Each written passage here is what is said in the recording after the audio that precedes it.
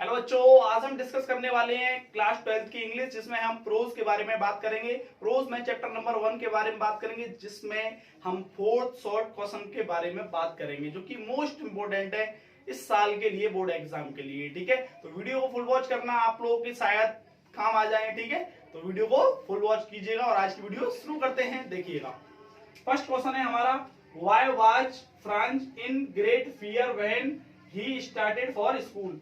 School के लिए जाते समय वह अत्यधिक भयभीत क्यों था। भयभीत का हो या डरा हुआ क्यों था, वो ये हमको बताना है। ठीक है, भयभीत।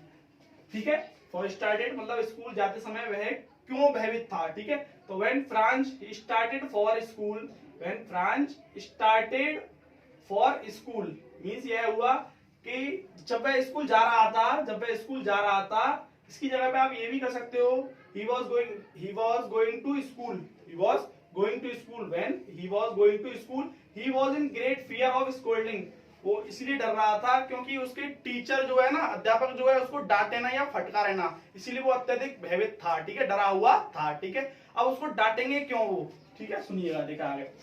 For he had not learned his lesson on participles। उसने अपना पाठ पार्टिसिपल पर याद नहीं किया था, इसीलिए। ठीक है, कोई दिक्कत नहीं है, पहला क्वेश्चन आप लोगों को याद हो गया होगा और आप लोगों को समझ में आ गया होगा। इसको एडमिट डांटना होता है। ठीक है, आप ये यहां से जो है ना, ये आप यहां से बिकॉज भी लगा सकते हैं फॉर। ठीक है, he had not learned his lesson on participles। ठीक है, उसने अपना पाठ किस पर याद नहीं किया था, पार्टिसिपल्स पर, इसीलिए उसको डर था, भयभीत हो रहा था अत्यधिक, इसीलिए। ठीक है, आप लोगों को पहला क्वेश्चन समझ में आ गया होगा, उम्मीद करता हूं। ठीक है, लर्न मिस याद करना होता है। ठीक है, आप लोगों को पता है। ठीक है, अब देखिएगा, फियर मिस डर होता है। ठीक है, हाँ, अब देखो सेकंड क्वेश्चन। ठीक है, ये क्वेश्चन आप लोगों को समझ में आ गया होगा, कुछ भी तो नहीं है इसमें। ठीक है, मैं एक बार और समरी बता देता हूँ इस क्वेश्चन की। इसमें पूछा गया है कि वह स्कूल जाते समय क्यों भयभीत था। ठीक है, तो वो इसीलिए भयभीत था क्योंकि उसको डर था कि उसका टीचर उसको फटकारे ना, डांटे ना। ठीक है, इसीलिए। ठीक है, क्यों डांटता, क्यों फटकारता, क्योंकि उसको एक लेसन दिया गया था पार्टिसिपल पर याद करने के लिए, वो उसने याद नहीं किया था। तो उम्मीद करता हूँ ये पहला वाला क्लियर हो गया होगा। नेक्स्ट देखिएगा, what does M Hamel say about the French language. M Hamel French language के बारे में क्या कहते हैं, ये क्वेश्चन हमसे पूछ रहा है। ठीक है, एम हमेल क्या कहते हैं, किसके बारे में, फ्रेंच लैंग्वेज के बारे में हमको बताना है। ठीक है, सेम इस कहना, अबाउट मिस के बारे में, फ्रेंच। ठीक है, लैंग्वेज भाषा। ठीक है, भाषा। ठीक है, व्हाट डज, ठीक है, क्या कहते हैं। ठीक है, प्रेजेंट इंडेफिनिट का सेंटेंस है, आप लोगों को समझ में आ रहा होगा। ठीक है, सिंपल का, सॉरी इंटरोगेटिव का। ठीक है, अब इसका आंसर क्या है, M Hamel says that French is the most beautiful language. M Hamel, देखिएगा यहां से, M Hamel says that French is the most beautiful language in the world. M Hamel कहते हैं कि इस संसार में सबसे खूबसूरत कहो या सबसे अत्यधिक आकर्षक लैंग्वेज फ्रेंच है। ठीक है, क्या है, सबसे खूबसूरत या सबसे अत्यधिक खूबसूरत या सर्वाधिक खूबसूरत या अच्छी लैंग्वेज कौन सी है, फ्रेंच है। ठीक है, ये कहते हैं एम हमेल। ठीक है, पहली लाइन में यहां तक। ठीक है, वर्ल्ड में संसार होता है, संसार में सबसे अच्छी लैंग्वेज या भाषा कौन सी है, मोस्ट ब्यूटीफुल कौन सी लैंग्वेज है आपकी, फ्रेंच है। ठीक है, कहते हैं कौन, एम हमेल कहते हैं। ठीक है, वर्ल्ड में संसार होता है, मोस्ट ब्यूटीफुल आप लोगों अत्यधिक सुंदर कह सकते हैं, अत्यधिक अच्छी कह सकते हैं आप। ठीक है, लैंग्वेज में भाषा होता है। ठीक है बेटा, अब देखिएगा आगे, इट इज द क्लियरेस्ट, यह पूरी तरह से स्पष्ट है, यह पूरी तरह से क्या है, स्पष्ट है। क्लियरेस्ट मींस स्पष्ट है। ठीक है, यह पूरी तरह से क्या है, स्पष्ट। And the most logically, and बहुत ज्यादा लॉजिकल है। ठीक है, कैसी है, तार्किक। लॉजिकल मींस क्या होता है, तर्क संगत वाली। ठीक है, कैसी भाषा है ये, तर्क संगत वाली भाषा है। एक तो ये कहते हैं एकदम, ये तो एक तो पहले तो स्पष्ट भाषा है, फ्रेंच जो आपकी लैंग्वेज है वो कैसी, एकदम स्पष्ट है। दूसरा ये कहते हैं कि और मोस्ट लॉजिकली या लॉजिकल है। ठीक है, बोले तो तर्क संगत वाली भाषा है। ठीक है, जैसे जिससे दिमाग का विकास होता हो। ठीक है, अब देखिएगा नेक्स्ट, सो दे मस्ट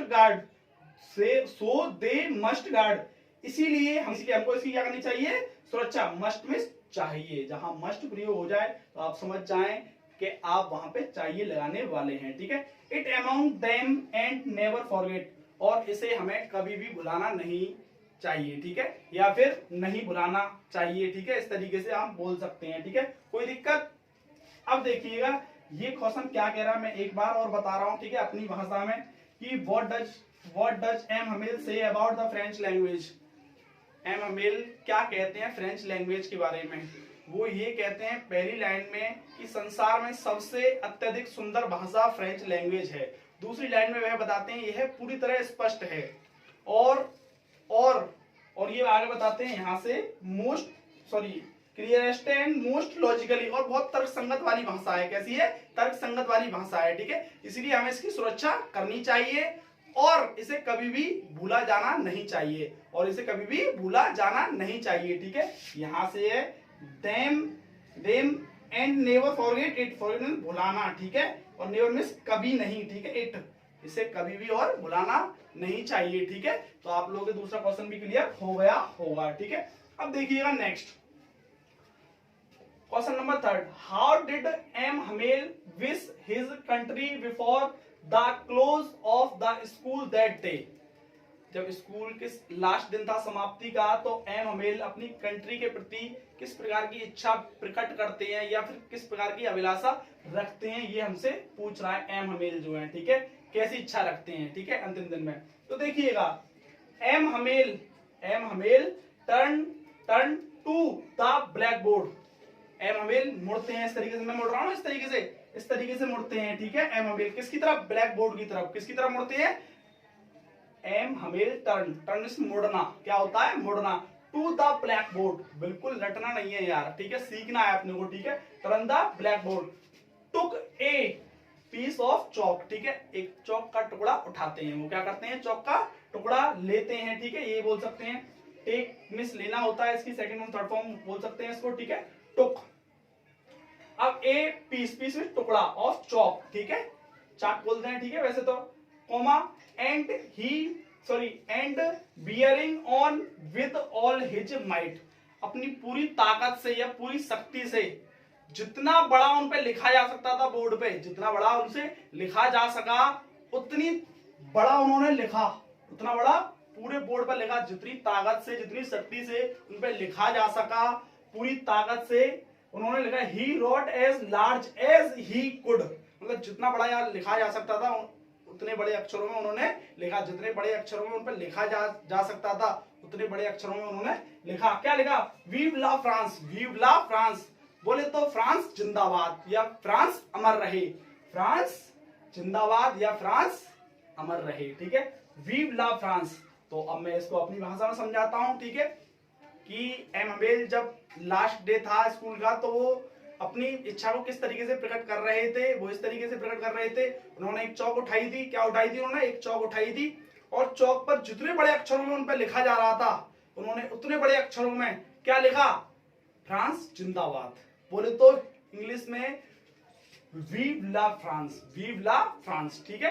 तो आप लोगों को ये भी क्लियर हो गया होगा, उम्मीद करता हूं, ठीक है।